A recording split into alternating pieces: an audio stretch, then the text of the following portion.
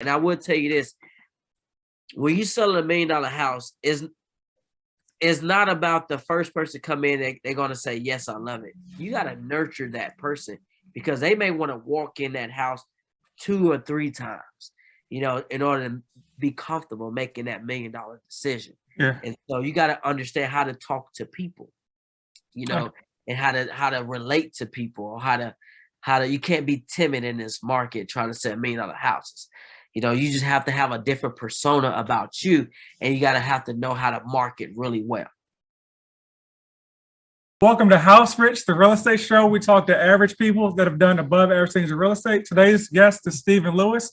He is the co-founder of Ink Realty, the founder of Homematchx, a digital platform that connects buyers and sellers, and the president of NAR Dallas, and also the first guest I ever had on one of my first kind of real estate show like 3-4 years ago, called it Drew Television. That was, I don't know if you remember that, but that was a while back. So talk to him about his real estate journey, being in the tech space, winning offers in this very competitive market, and a whole bunch of other stuff. So it'll be a great conversation. Before we get started, I want to give a shout out to our sponsor, Homematchx, the official brand of home ownership. Use promo code POD, click the link in the bio, and rock some gear for home ownership. So thanks for joining me. Could you introduce yourself to the good folks? Yeah, absolutely. Stephen Lewis, really, like Mr. my brother David said, co-founder of Ink Realty Group out here in Dallas, Texas. Started a tech company, Homematchx, focused on the real estate market and the buyer offers. And then also, I started a nonprofit organization doing home buying education. Got a couple grants along the way. My background is mortgage underwriting as well. So I'm an advocate, nonprofit, driven entrepreneur, but also more importantly, NAR Dallas, which is National Association of Real Estate Brokers. I'm the Dallas president of the 2022 calendar year, and we focus on democracy and housing and educating our community through wealth building real estate goals. Oh, okay, awesome. So, could you kind of start off talking about your background? Because, like you said, you got started in underwriting, which is kind of abnormal, I think, for most. Wait, 1% of realtors were underwriters, maybe less. Yeah, So you talk, less than that, you talk about like your background and kind of what got you into becoming a realtor from there to here, and how maybe underwriting helped in that journey. Yeah, so getting into the underwriting space, it allows you to, for me, I have compassion. All right. Some people are just about pushing paper. Either you approve or you deny. But I look at every person as an individual that I can help. And so really just understanding the underwriting aspect of the qualification. I'm someone that just looked at this process as a textbook. Like I got to literally pick up the handbook and better understand, how does someone's action has a reaction into their process. And so by better understanding that, at my at the company I was working with at the time, I was looking at trying to figure out why was I denying more people than I was approving. And so it's because of the overlays and all these guideline rules that this company had. And so I had to step aside and say, if only I can get to them first, they can have a better intake process. Okay. And so that's why I started the nonprofit organization. I left that job almost making 6 figures. And I got into the space of nonprofit. I was getting my MBA at the time. I put a business plan together, pitched it to the city of Dallas, pitched it to Capital One. They gave me some grant money to start this home buying education class. And I was teaching, people on a weekly basis. They was coming into my office. I got a Regis Suite in Irvin. I did classes at City Square in Dallas, at that building on a monthly basis, teaching these people how to get into the real estate box, because they was really finding a house through the city of Dallas programs. And really that I started understanding that process and helping people along the way. But I realized that, I wasn't that person to give them access to the key to get into a house if they were unsuccessful going back to that city of Dallas home builder. Uh-huh. And so if that's the case, then I sent them out to another person. I was referring more people out than I was bringing in. And so I said, you know what, let me go ahead and renew my real estate license, because Okay. I got it at the time back in 2010. I just didn't do anything with it going to the corporate sector. And so from there, I got my real estate license back active in 2015. I told the Capital One that I could no longer work their program, and so I betted on myself and I went straight into real estate. Okay, awesome. And so you joined obviously another brokerage at the time. And so what made you actually go and start your own brokerage? Like what made you do that? Because some people are just realtors, and nothing wrong with that, for years and years and years. Yeah, so it's so one thing that really dawned on to me. I had this vision of Ink Realty. And at the current company I was with, I was on an 80-20 split, but I didn't really get nothing back in return. But one of the things that I realized is that I got knowledge at the time, which is great. So the broker, Julian, he was a great giving me knowledge, but I didn't really get a lot of the systems that I really needed to be successful. I started paying for a lot of things on my own. But one of the things that I realized is that uh, there's a common denominator on every closing table prior to signing your paper, which is the ink pen. And All so right. I said, listen, our goal is to get people to the finish line, not to get excited about the contract, not to get excited because we won in a multiple offer situation, not to get excited because our inspections looks good, but our excitement starts when we got to clear the close and we're actually got an appointment set up to get to that closing table and get to that pen, because things are not done electronically yet. Things are Mhm. still old fashioned. Get that pen out and sign that wet signature. And so that's our focus. That's our goal. And when we started Ink Realty, my cousin, who was getting ready to have his broker license, Robert Lewis, at the time, he was going to be the broker of record so we can take this off the ground. And so that's what we was able to open up Ink Realty and now grow it to 17 agents right now. Okay, wow. So I want to jump back a little bit because real estate agents are one of those professions where people always want to know what realtors make. So for some reason, it's not rude to ask a realtor what they make, even though it's rude to ask everybody else. And so you talked about like an 80-20 split. So can you kind of break down like what that means as far as, because I think people think, hey, you sell $1 million home, like you're a millionaire. That's not the case. What can you talk about how like from being like a realtor and like just on average, like how much do you actually make when you sell like $1 million home, just to make the Yeah, numbers easy? so on $1 million property, if you negotiated with that seller or that buyer has negotiated to pay you 3%.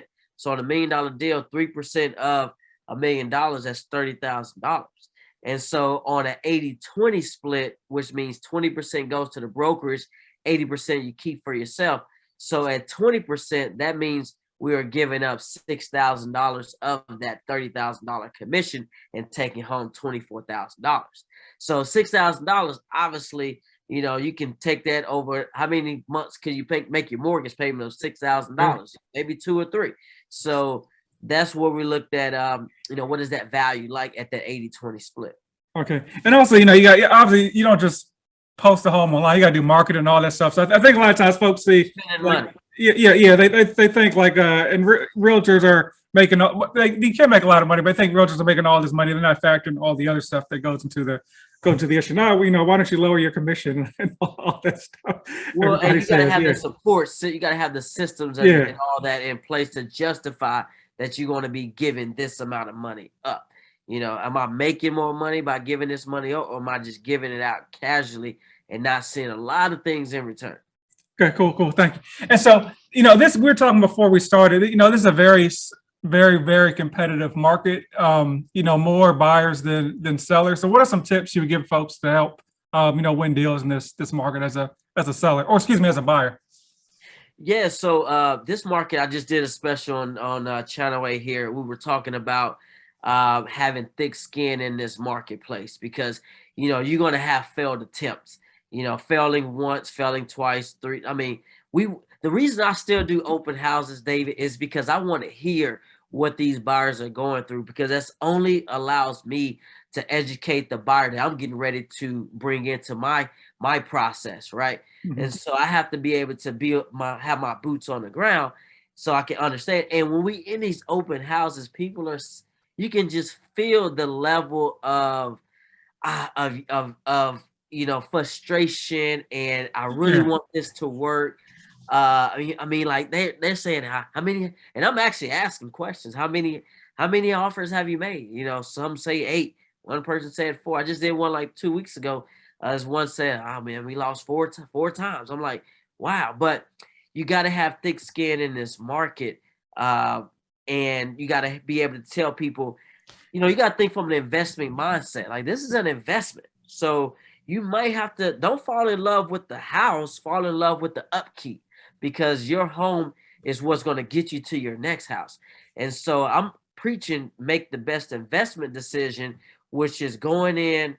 If you may have to waive an inspection, that's fine. Look at the property. I look at the property. It may be that type of house where you just say, hey, I'm just going to waive the inspection. Still get an inspection after you get under contract just so you can know what to take care of while you're in. But fall in love with taking care of the home versus, this is my forever home. Like I don't know if we're going. I don't know if we're there in Yeah. this Yeah. place to talk about forever homes. Okay. And But so, but yeah, so that's what I preach. and so, as a seller, honestly, is there anything that can win a deal other than offering the highest price? Folks say, "Hey, write a nice letter," and all this stuff. Is there anything honestly that beats just the highest offer? All things equal. Yeah, so there is. The letters you start to hear now about how letters could be discriminatory. You know, Okay. uh, whether you put a picture on there and it's a black family and that Okay. seller may not fall in love. They may have an issue with a black family coming in, or if it's multiple offers and this person chose a black family and then choose another Okay. race family. Sometimes that letter is starting to get somewhat of a bad rep when it comes to discrimination in housing. Okay. That's what we're finding out. But the key thing here is your representation. The agent that is representing you can be an agent that's an asshole, can be an agent that's a jerk, can be that Mhm. agent that is overly aggressive that makes that listing agent feel uncomfortable about doing business with you because everybody has to be, a good person at the same time. And Mhm. so my last my last buyer's contract that I won, I kid you not. I was very humble. I was very nice. I was very like, hey, Justin, what can we do to make this work, man? I mean, my client, they're gonna waive everything you tell them to do. So I'm coming in with that personality. And so he said, and then we went for it too. And he said, you know what, Steve, I got a deadline on this house, and the deadline is over. I got one offer that just came in. And honestly, that guy sounds like a jerk. I really don't want to work with him, but I want to work with you, man. You seem like somebody that's on top of it. Your contract came over looking great, smooth. I mean, everything is buttoned up. So I feel like I'm going to have a better process working with you than I am working with somebody else. Okay. So your realtor matters probably as much as the offer, basically, essentially. Realtor matters. And Okay. now in these open houses, you're starting to see where people are coming in with a realtor. Okay. And so, just curious, have you, as a seller's agent, have you ever accepted an offer that was less than the max? Just curious. Is that or less Uh, than the highest offer? You know what I'm saying? Like, Honestly, the ones that went for it, they went for it, right? I okay. mean, so it makes it very hard to try to accept something that's $80,000 gap between the Yeah, next yeah, one. yeah.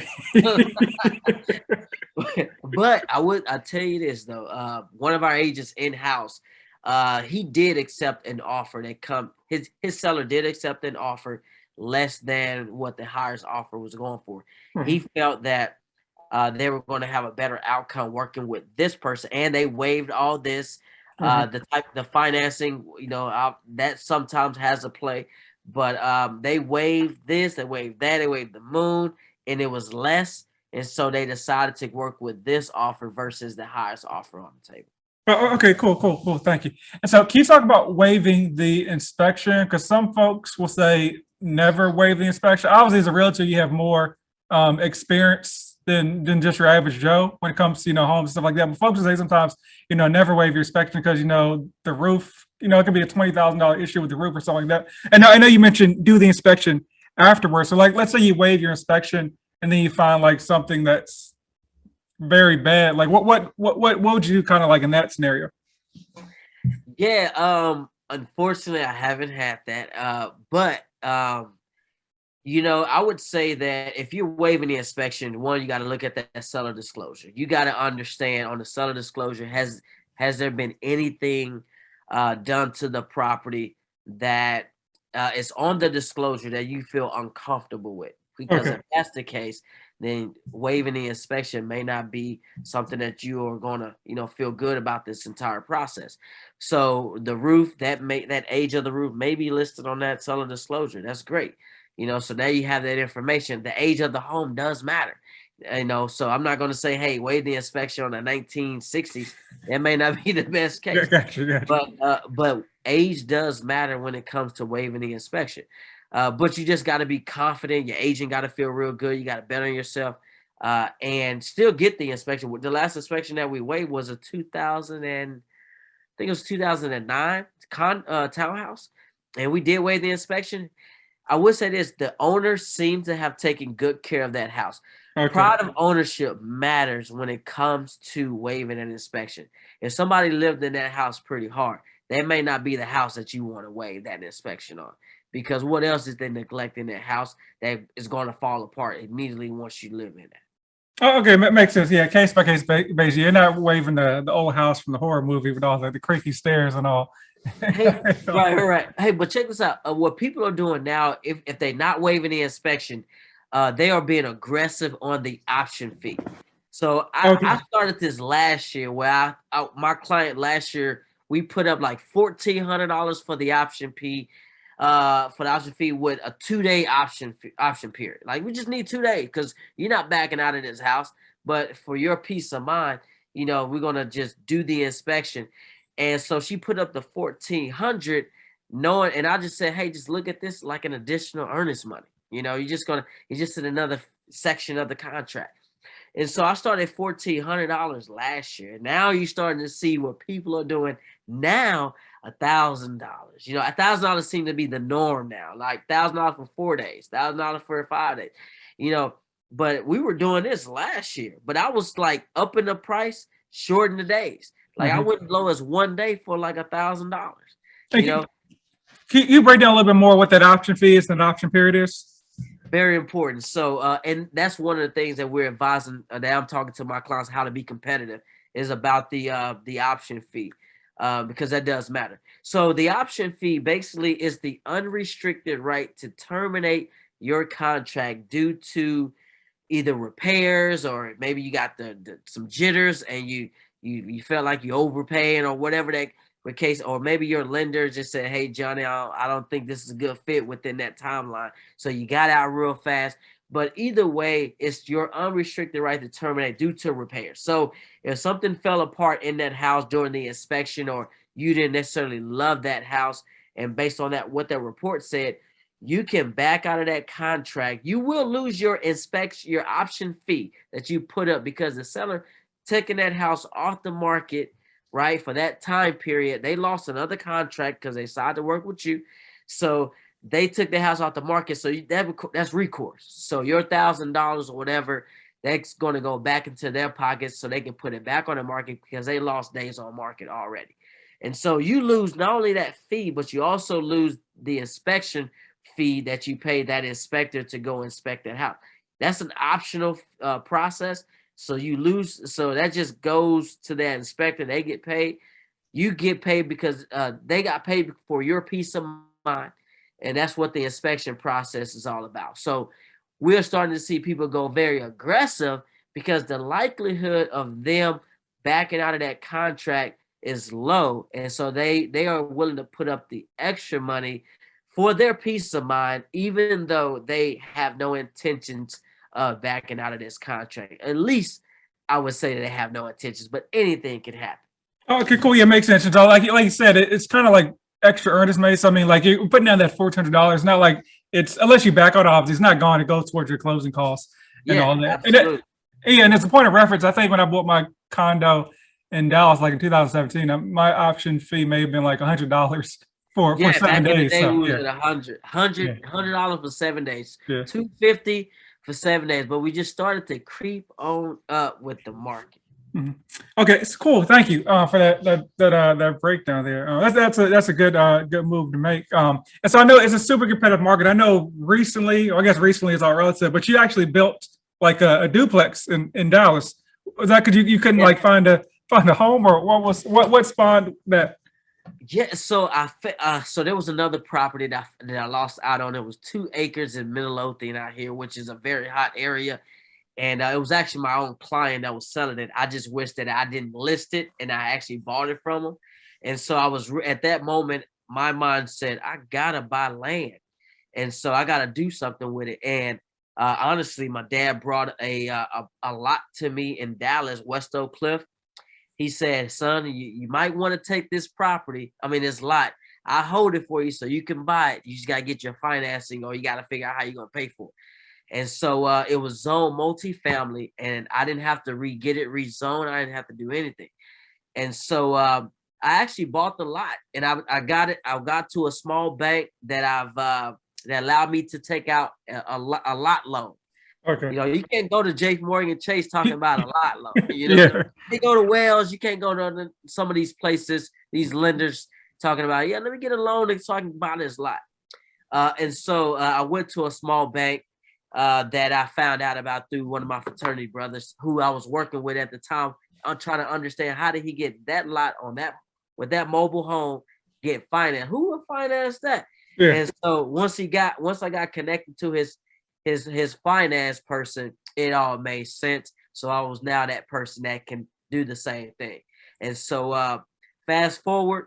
Real quick, can you Go talk ahead. about how you finance a lot? Just because, like I said, it seems nearly. I'm not sure what you pay for a lot. I'm not asking, but it always seems like nearly impossible to finance a lot. Because typically they're only a couple $1,000s, and folks, like you said, folks don't want to do that long. You can't go to Chase to do that. Like, is it the same qualification process as getting a mortgage? Like you show I guess your tax returns, or like how do you actually go through what's the process for that? Yeah, so honestly, some of these small banks, if the deal makes sense, the deal makes sense. Okay. I feel like they make a lot of their money on interest, Okay. and closing costs, and so which is most of them do. And so they have a 25% down payment rule. So in this case, my lot was like, $60,000. I put down 25%, to get it financed. And at the time I was like, well, how much can I afford? More, because I just bought a house. And so they say, well, you got this much buying power, it's still left. And I was like, okay, so let me go ahead and get this lot. Let's finance this. My payments was like $450 because it was it was a principal and interest payment that was amortized over 20 years, but you got to pay it off in 5 years. Okay. So that's why the loan payment wasn't every month was less. So I could afford, $400 extra dollars a month just to hold on to the lot while I work on my plans. Like, what am I going to do with this lot now that it's in my possession? Okay. So so 25% is what lenders will. It's an in-house deal anyway. It's an in-house loan. In-house loan means that the bank, they don't resell it. They hold it on their books, on their balance sheet and everything like that. And Okay. so they can do whatever they want to do with it. It's theirs. They are in control of that loan process. And so fast forward, 25% was what I had to put down. I closed on it less than 30 days later. And now I had it. And now I say, okay, now I'm just going to focus on the plans. I got my plans together. I went through my budget sheet, working with my dad, who's a builder. We put a budget together, and got contractors hired, construction manager, got the crews, got a not fit, knew what I wanted to do. It was a nice 38 total square footage is 3,800, which I didn't know at the time, David, that when you building a house, builders, their cost, they look at the total square footage versus the living. So Okay. everything under the roof is how they will upcharge on electrical, upcharge on plumbing, upcharge on foundation, like the whole nine. It's not about building a house on living. It's about building a house. Like, what is this total square footage this house is going to be? It's total of 3,800, but everything under living is 3,100. Okay. That makes sense? Yeah. Yeah. Yeah. And so just curious, like what I don't know if this is too personal. But just curious, like what's the typical interest rate on like the finance lot? I'm just curious. Man, awesome. 5% is what I got. You know what I'm Okay. saying?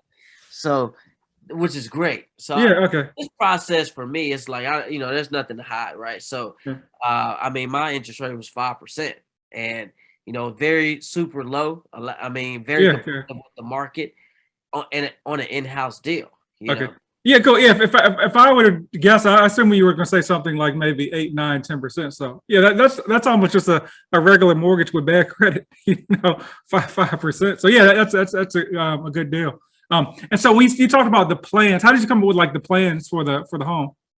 well, so I reached out to a couple architects that would help me design the plans. But one was a little more expensive than the other. And I went to some other builder contacts I have in my network. And then I reached out I said, hey, I did look at other plans online first. I knew that I wanted to create my own. And so I just wanted to bring in plans from other plans that I've seen and take a little bit of piece here and there and do my own. And so sort of the finishing piece on my plan was actually a plan that's from the house that I'm living in right now. I said, "Ooh, I like this little pocket area Okay. right here," and so I was able to fit that in the plan. So I got with the architect. We probably went back and forth with like maybe 5 revisions going back to each other until we got it right. And so, but even during the permitting process, the city of Dallas, there were some issues that they wanted to see that the plans didn't have, but they wanted to see. So we had to go back and correct some things with the architect. So the job is not done with the plans because once you go through the permitting process, the city of Dallas or any city may have certain concerns that may require you to go back to your architect to redesign the plans and then resubmit it so they can approve that. Okay. Cool. Thank you. Just curious, how long did that process take from when you from when the plans were approved? I guess how long did it take the plans to get approved? Or how long did it take to like kind of like build the home? Yeah, so for the plans to be approved, you probably for the permitting, you probably it probably takes about I think with COVID, the city was at about 2 to 3 months, about 2 to 3 months, and it takes about I would say about 6 months to build. I actually think I could have built it in 4 months. Okay. It was just some hiccups and more delays along the way. Some prices started changing during the heat of the market, so I had to figure out, who I'm going to bring in, move some money around because you're working off of a draw schedule with the bank, and so that's that next part of the process where you have to have your process buttoned up. I actually brought a CPA into my process so we can. So I needed somebody else that's a little bit more number savvy Yeah. better understand how we can move these numbers around because it's when you want to draw that you're not just asking for draws for $1,000. Now these guys they want draws of 8,000. It makes sense because the inspector that's inspecting the house on every draw is $150, right? So you got to be very cautious about and that money is built up to the very end when they pay your final draw. They're gonna they're gonna say this is how many times the inspector went out on draw number 11, and so we're gonna have to reduce this out of your final draw. And so you gotta be very careful. And it wastes time for them to do $1,000 draw. Now $1,000 and you borrowing $300,000. Yeah. No, that doesn't make sense. So that those are some of the things I learned early on, and then at the very kind of like the middle and towards the end of the process, we was rolling. But during the course, our lumber costs went up, and we did have to bring in a third party investor and had to pay him once we got done. But we did have to do that. But so that's why your network is very key during this entire process as well. But luckily, I'm part of an investment group that I was able to tap into my own investment network and then give my own investment group that return on their investment. Okay. Okay. Cool. Cool. Dope. But your network is your net worth, as they say. Um, so I want to jump into your tech company, Homematchx. You talk about what that is and why you formed that. Yeah, so Homematchx, so it was something back in 2019. We decided to look at the market and say, and so my mind is I want to get ahead of the market. So my aspect of getting ahead of the market, I'm like, David is buying the house in like 6 months, and there may be a seller that's going to be selling in 6 months. And I would love to connect David and pair David with that seller that's at that future timeline. So David already knows what he's going to be walking into when his moment of time meets his current moment. And so that was more that online dating for real estate aspect. And so so that was the process we started out with initially, David. And so, but it wasn't until the pandemic happened where we made a key fundamental shift. And because we were doing these fireside chats with these real estate agents in New York and LA, and really picking their brain about the clientele industry. And one of the things that we found out is that people, if I'm representing David as a buyer and he's 6 months out, an agent doesn't necessarily want to put David out there because they think that David is going to be looking to work with another agent down the line. And so people were shelling, they want to shell and protect their clients and not give them the ability to be out there looking in advance. And so because of that, we decided to look at where the real estate market is going. And so we understood, like, who has the power in a real estate transaction. We know who has the control, which is the seller, right? Mm-hmm. They have the control, but who has the power?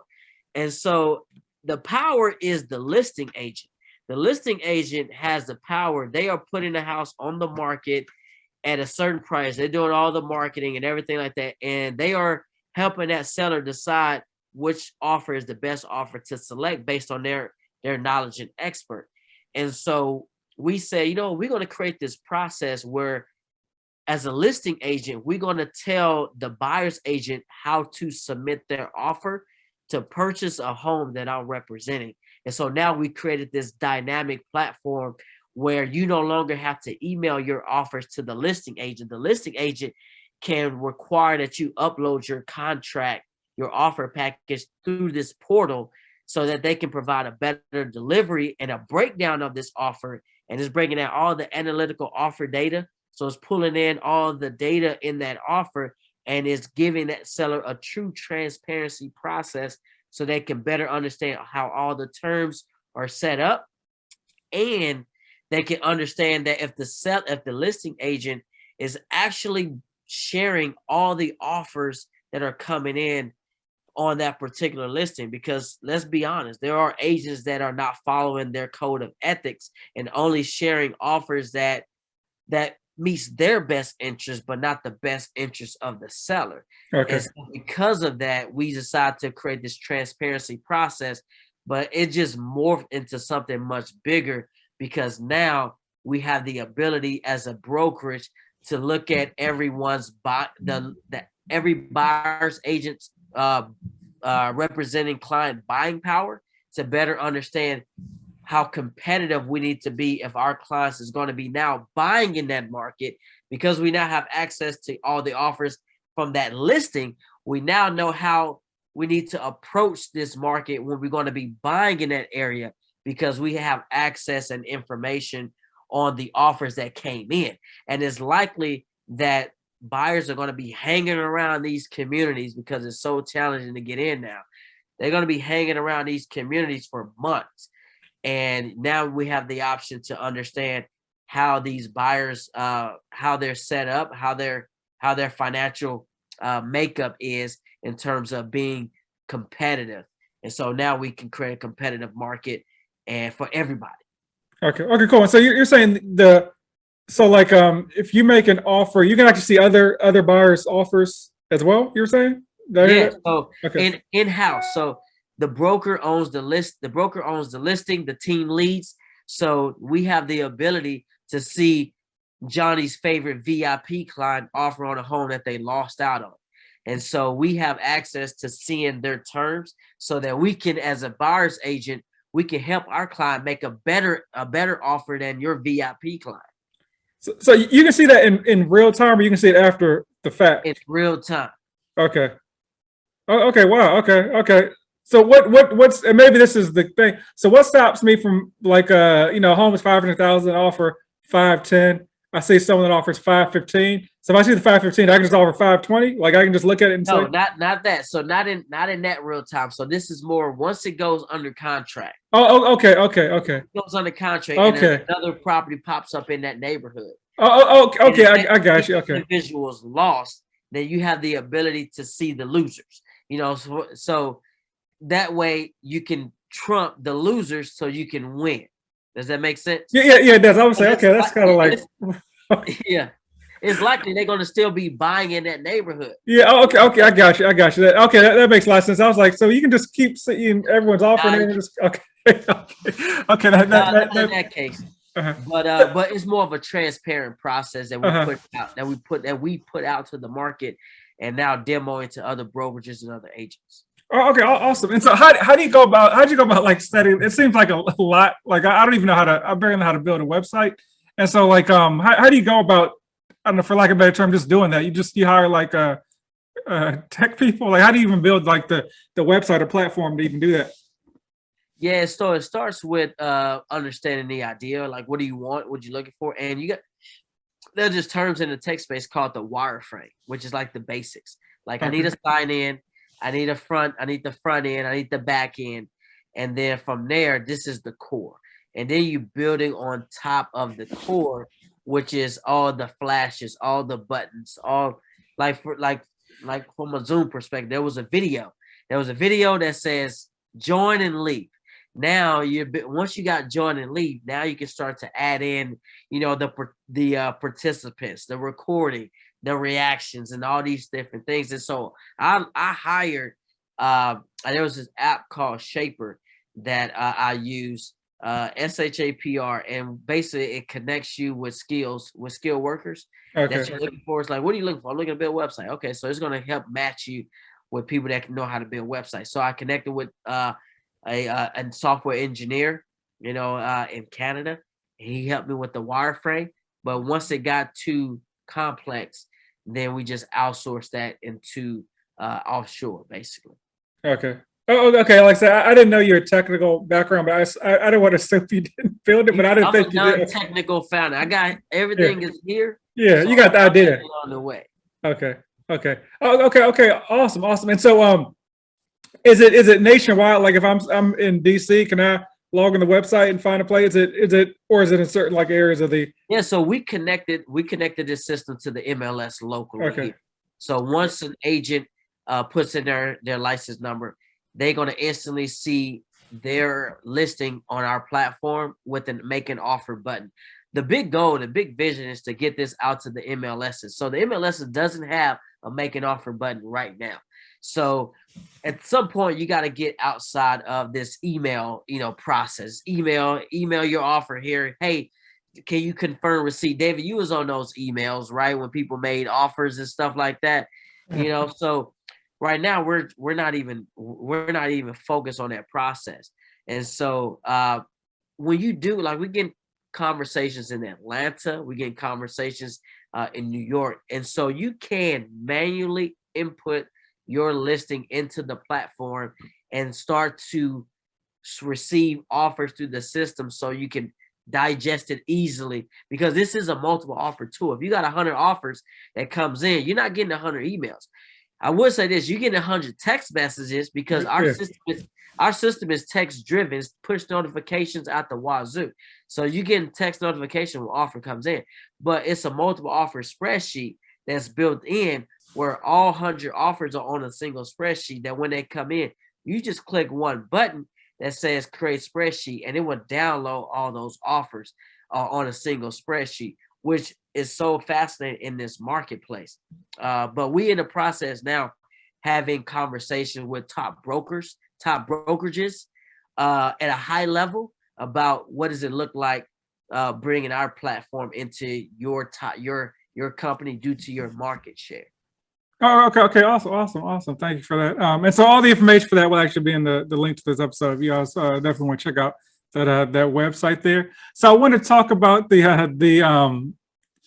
kind of moving into like the $1 million space. Now everyone sees the shows $1 million in New York, LA, and all that, but obviously it's very hard to. Well, I guess most realtors don't start out, moving that space. I saw recently, you saw like $1 million home.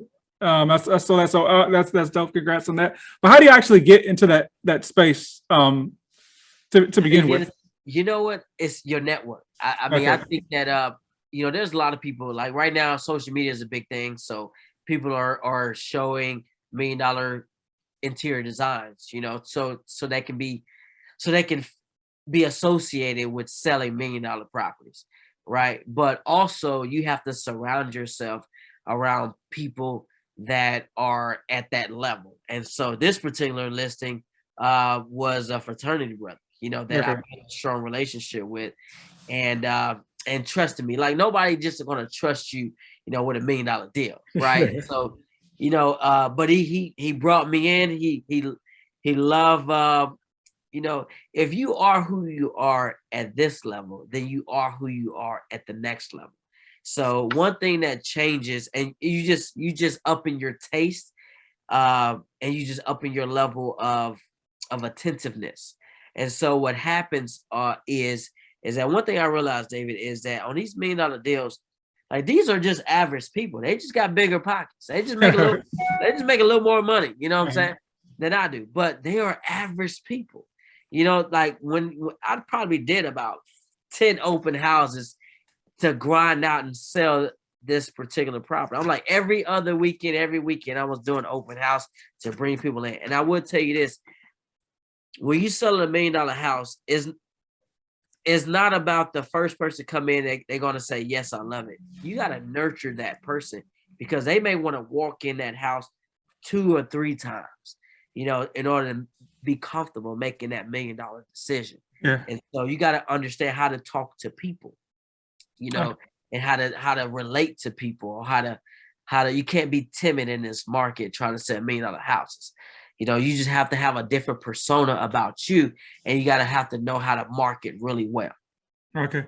I would say this. The reason I know this because I saw it online, but there's some pretty cool videos. Like I seen you in the Yeah, pool, I seen the aerial photos and the drone footage and all that. So yeah, you gotta market it too. Yeah, you got to it was market very well. Yeah, good. you got to spend some money, right, Dave? You Yeah, can't be a listing agent and be broke, right? yeah. Because you're gonna have to spend some money. You got to borrow some money somehow. But yeah, once things are not working, you don't just sit in a shell, and you sit more like in a almost like a think tank. Oh, you know what I'm saying? That's what you need to sit into, because you got to be thinking about how to get this property off your books. Mhm. Because I don't like properties to hang out longer than 3 weeks. I don't even like Mhm. to have buyers hang out longer than 3 weeks. So now you become a think tank of your own thinking to decide what do you need to do. And that's where that pool video came up. We're gonna throw a pool party. I talked to Mhm. my video guy. We came together and said, we're gonna do a pool party, make this thing nice and fun, make it intimate. And so we wanted to just say Sunday fun day, catch the vibe. And this is how you can enjoy. And what ended up happening, a multi-generational family end up buying the property anyway. And that's some of the things that people ain't even talking about when it comes to these higher price homes, how these homes are being attracted by multi-generational living. And you talk about what that is. When we talk about multi-generational living or families. Yeah, so multi-generational living, it has a lot to do with the grandmother living in the house. You've been that's your mother. You got your kids, that's their grandmother.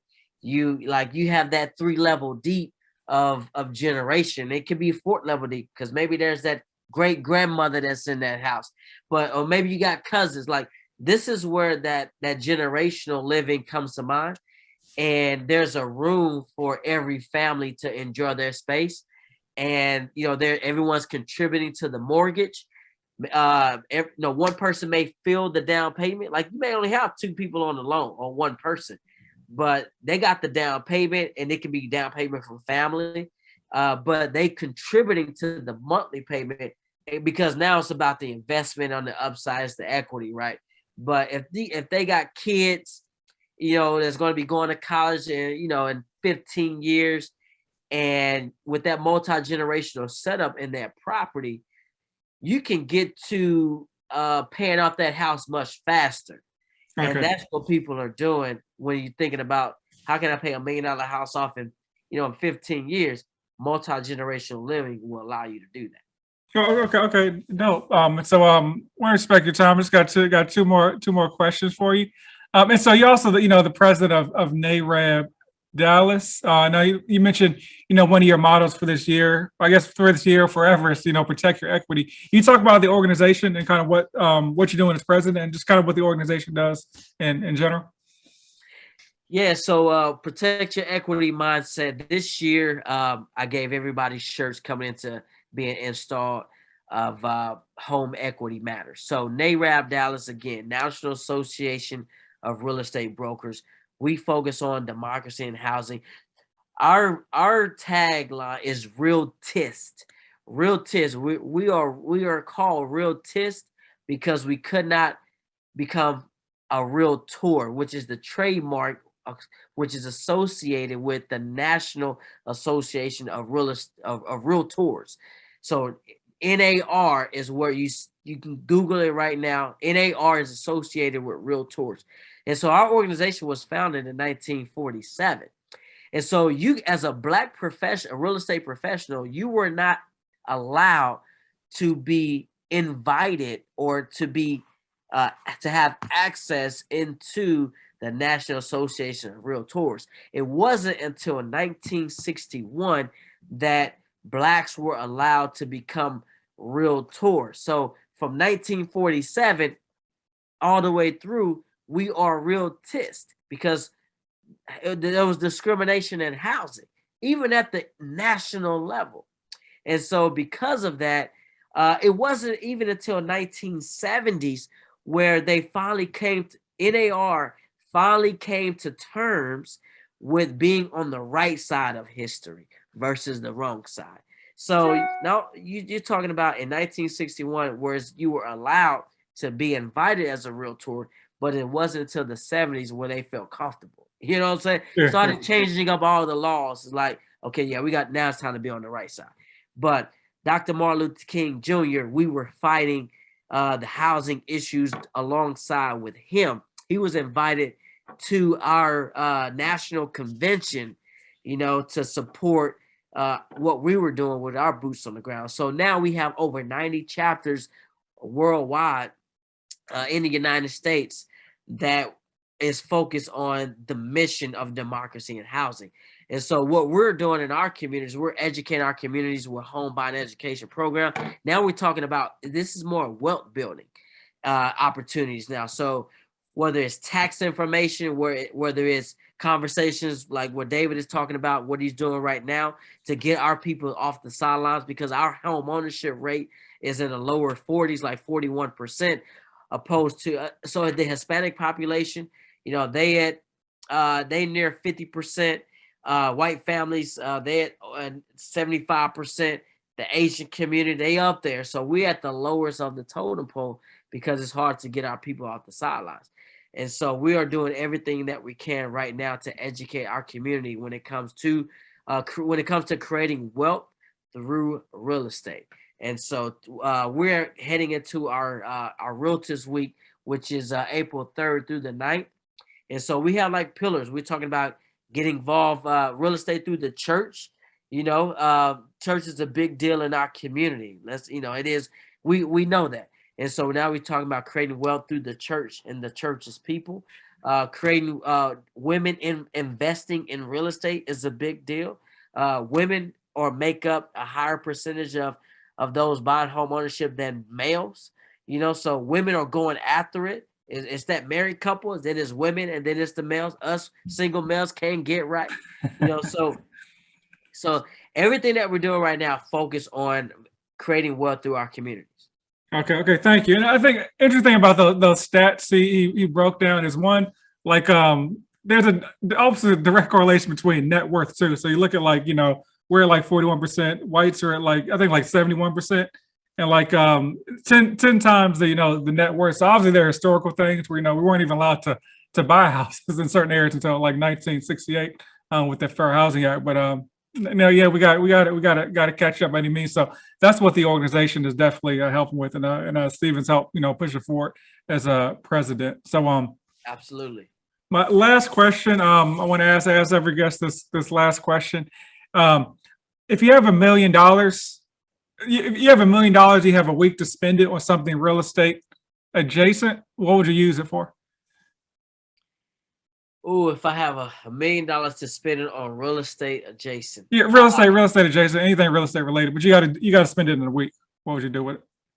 You know what? I will actually, I would buy at least, well, I'll buy properties. I'll buy properties all cash. And the reason why I will say that is because one of the things that I realize um, is that I will buy land and real estate, because on the real estate piece of it, like if you buy a property, if you put $500 or $300,000 into a property right now, and that you rented it out for $2,500 a month or $3,000 a month on a property that's say $300,000, you can actually make $36,000 on that $300,000 investment. And let's just say that in that next year it grew, $350,000. So you just made $50,000 on top of that $300,000 investment, plus $36,000 that you got in monthly income that came in off that.